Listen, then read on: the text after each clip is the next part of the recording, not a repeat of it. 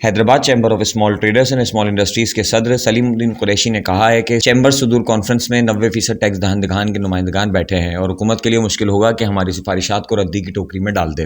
انہوں نے کہا کہ FBR ہو یا کوئی اور پالیسی ساز حکومتی ادارہ تاجروں اور صنعت کاروں کے نمائندگان سے مشاورت کے بغیر پالیسیاں مرتب نہیں کرے گا۔ انہوں نے کہا کہ جیسے راولپنڈی چیمبر کی جانب سے بتایا گیا ہے کہ ان کی 20 تجاویز کو حکومت نے پالیسی بناتے وقت شامل کرنے کا وعدہ کیا ہے، اسی طرح ہماری تجاویز کو بھی حکومت شامل کرتے ہوئے پالیسی مرتب کرے گی۔ انہوں نے کہا کہ اس وقت تک جتنی بھی پالیسیاں وفاقی حکومت یا FBR کی جانب سے بنائی جا رہی ہیں وہ کسی مذاق سے کم نہیں ہیں۔ 2006 اور 2005 میں جب بجلی کا بحران آیا تھا تو حکومت نے صنعت کاروں سے درخواست کی تھی کہ وہ اپنا کاروبار گیس پر لے جائیں اور اپنی بجلی خود جنریٹ کریں، لہٰذا صنعت کاروں نے حکومت کی آواز پر لبیک کہتے ہوئے اربوں روپے خرچ کر کے اپنے اپنے جنریٹرز نصب کیے اور بجلی جنریٹ کرنے کے کارخانے چلائے۔ کیونکہ گیس کا بحران پیدا ہو گیا ہے اس لیے دوبارہ الیکٹرسٹی پر چلے جائیں۔ بتایا جائے کہ صنعت کاروں کے اربوں روپے کے جو جنریٹر پلانٹ لگائے گئے تھے وہ کہاں لے جائیں۔ اس معاملے پر جب ملک میں احتجاج کیا گیا تو کراچی میں وفاقی وزیر خرم شہزاد نے ٹیکسٹائل انڈسٹری کے نمائندگان سے میٹنگ کی، جس میں فیڈریشن کے نمائندگان بھی موجود تھے، اور کہا کہ گیس کیونکہ امپورٹ کی جا رہی ہے لہٰذا گیس کی قیمت 730 روپے کیوبک فٹ کے بجائے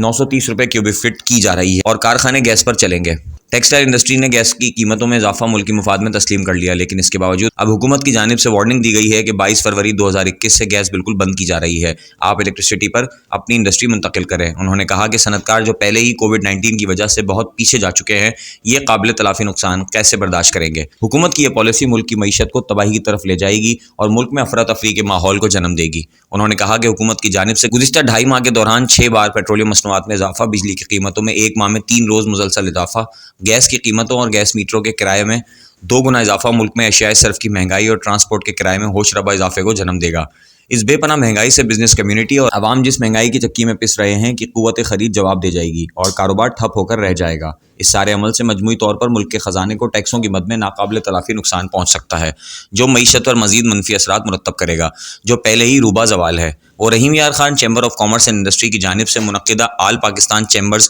صدور کانفرنس سے رحیم یار خان سیکریٹریٹ میں خطاب کر رہے تھے۔ انہوں نے وزیر اعظم پاکستان عمران خان، مشیر خزانہ عبدالحفیظ شیخ، وزیر energy power division Omar Ayub Khan سے مطالبہ کیا کہ وہ بزنس کمیونٹی اور عوام کو بار بار زیر بار کرنے کے بجائے پسے ہوئے لوگوں کو ریلیف فراہم کریں اور ان کی زندگیاں اجیرن بنانے سے گریز کریں۔ انہوں نے کانفرنس سے مطالبہ کیا کہ ان کی تجاویز کو بھی اعلامیہ میں شامل کیا جائے۔ چیمبر کے وفد میں ممبر ایگزیکٹو کمیٹی شان الہی سہگل، کنوینئر سب کمیٹیز گرمکھ داس اور نعیم اسلم شامل تھے۔